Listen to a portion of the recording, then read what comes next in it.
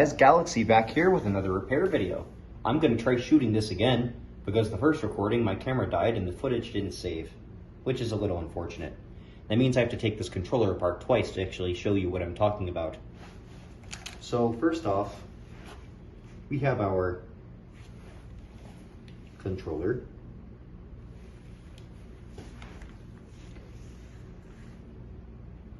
And it's right here. Now the primary issue with these controllers is the trackpad. As you can see, it's clicking perfectly fine now.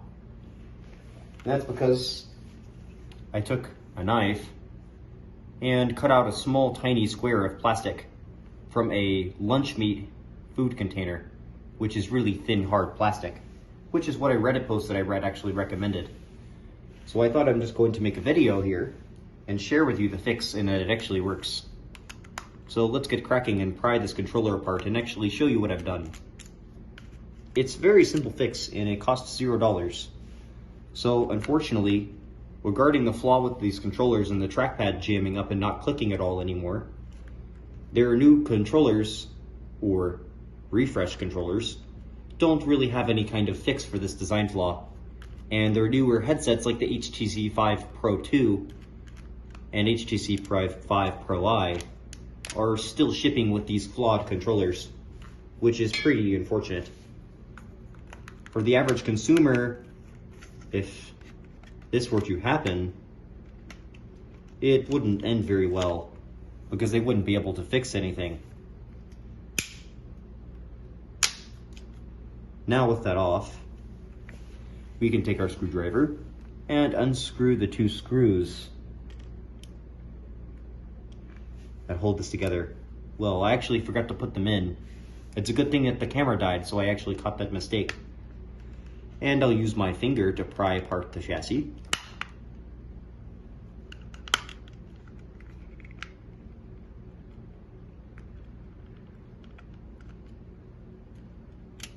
And there we go. You should be able to see what I'm talking about now.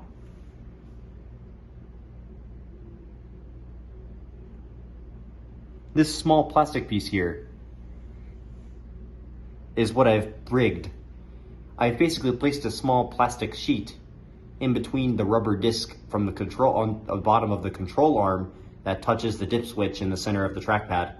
Basically, it applies more pressure on this dip switch right here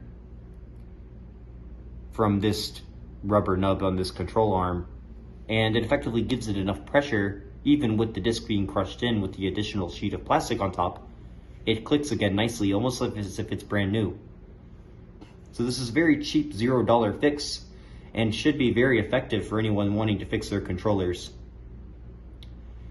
So I really hope this fix helped, and if you guys want to hear anything else from me about anything else you might want to know how to repair, I will be more than happy to offer my advice in the comments. Now let's continue by putting the controller back together. And you just use both fingers to snap it down evenly and hold it upside down like this so the plastic doesn't fall out of place. Because remember, it's only being held in by tension. It's not glued in place. Although you could glue it, but super glue might damage some of the rubber on the disc. So I would be careful of what glue you use. Now we'll take the two rear screws for the bottom of the controller and put them in. Like so. They are very small screws, so you have to be sure not to lose any. In that case, I recommend using a tray like this from your iFixit kit.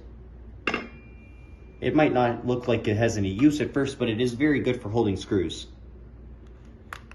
So let's begin by screwing in the back of the chassis.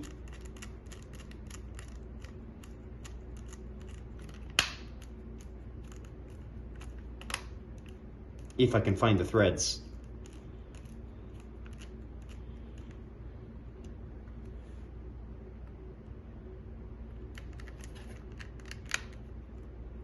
There we are. Now it's in place. And let's get the other screw and screw it in place as well. I really wish that HTC would honestly fix this flaw, because for the average person, if this were to happen, they wouldn't really have any idea what's going on. And they probably simply throw the controller in the trash, which makes a lot of e-waste, which could be a problem.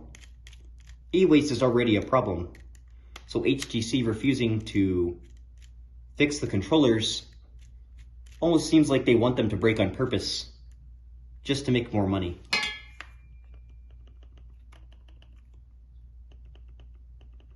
Which seems like a very dirty business practice to me. It's not a practice I agree with.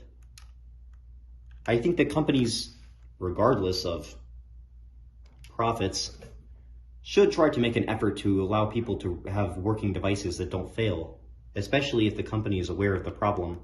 They should do everything to try to fix it, not fix it on purpose, just to make more money.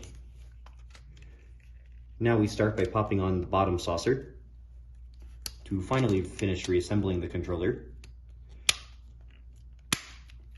There we are. And then we pop on the top saucer, like so.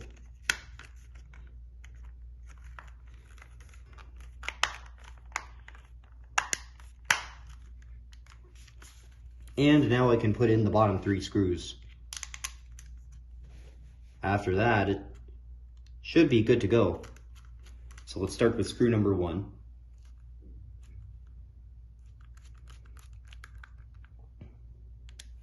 And screw number 2.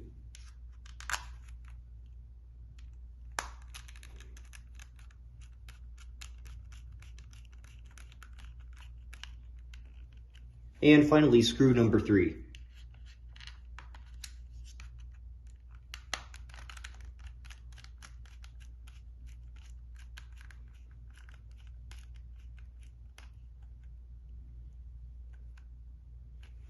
There we go. And that just about does it. Now we, in theory, should have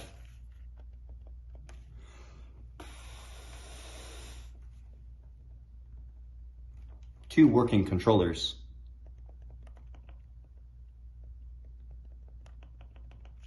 Although this one doesn't click quite as well, and it might need another piece of plastic, maybe some additional tension.